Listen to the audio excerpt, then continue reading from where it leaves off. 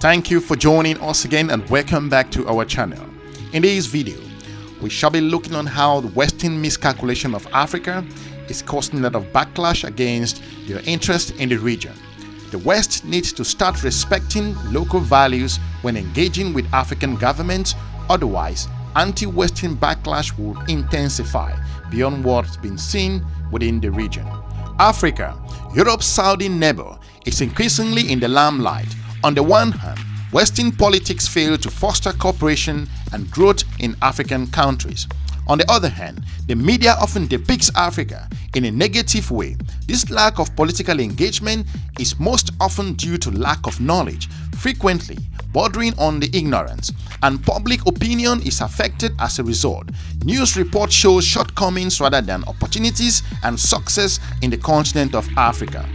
Recently, much has been written about both Vice President Kamala Harris touring the continent and Uganda introducing an anti-LGBTQ law. Africa is undeniably a continent with a bright future. Most of its land, with the exception of the deserts and the Sahel region, has fertile soil, suitable for agriculture and forestry. It is abundant in the natural resources area and is experiencing a demographic boom. This growing population has social and economic significance for Africa and their future. A growing demography enhances the economy, and also children also provide social security. In fact, the primary threat to social security in Western countries is the lack of young people.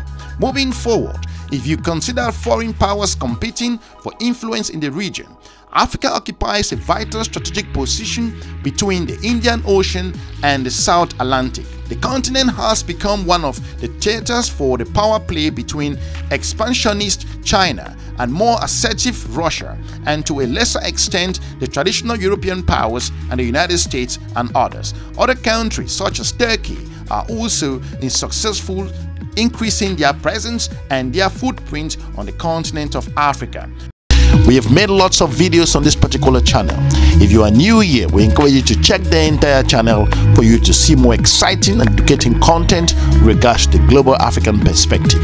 Without any more delay, let's just dive straight into it. Both the United States of America and Europe attempt to nude African governance towards specific values, making their support conditional on certain issues. Unfortunately, the traditional European colonial powers have either abandoned Africa or continue to treat it as a paternalistic way. Both the United States and Europe attempt to nude African governance towards specific values, as we've pointed out, making their support conditional on certain issues. While some of those are advisable, others fail to take into account Africans' culture, self-perception and tradition. This has led Africans to perceive certain actions as neocolonialism. While some of those accusations might be aimed at triggering guilt and also garnering more support, some are also justified. African countries demand the right to choose their own path. China has been funding infrastructural projects that provide African countries with real benefits, while refraining from criticizing issues related to governance and values. Beijing's objectives are clear. It offers tangible support, although it is not uncontested locally. In exchange, China gets to expand its political and economic influence, enhancing its geostrategic and also geo-economic position. Russia primarily focuses on providing military support, either to ruling regimes or successful opposition groups. At first glance, its objectives are similar to China. However, there is another angle. Moscow is significantly involved in the Sahel zone. This region, directly south of the Sahara, faces not only civil wars, coups and terrorist attacks, but also overpopulation and drought. The Kremlin might have an interest in fostering unrest in those resource-rich zones. Europe's supply lines of those minerals, including uranium, could also disrupt and be directed to Russia or through Russian channels. Armed conflict would also intensify pressure on people migration to Europe. Top American politicians such as Vice President Harris regularly tour Africa. Last year, Secretary of State Antony Blinken also visited several African countries. On those trips, both American and European leaders prioritized democracy, inclusion, human rights, and governance, While those are also crucial issues, it is essential as to acknowledge that Africans need to develop those aspects themselves in a manner comparable or compatible with their living conditions and values. Otherwise, there may be strong unintended counter-reactions regards to their approach. The LGBTQ issue is a prime example of an initiative that backfired. Advocating for LGBTQ freedom has been a forefront concern, especially during Mrs. Harris' tour of the region. Meanwhile, Uganda recently enacted a law banning homosexuality and transsexuality, introducing severe punishment. Similar laws already existed in several other African countries, prompting strong protests from Western world, including from the former President Barack Obama.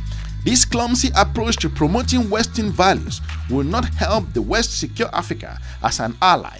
Looking ahead, it is not accurate to assume that African cultures are inherently pro or anti-LGBTQ.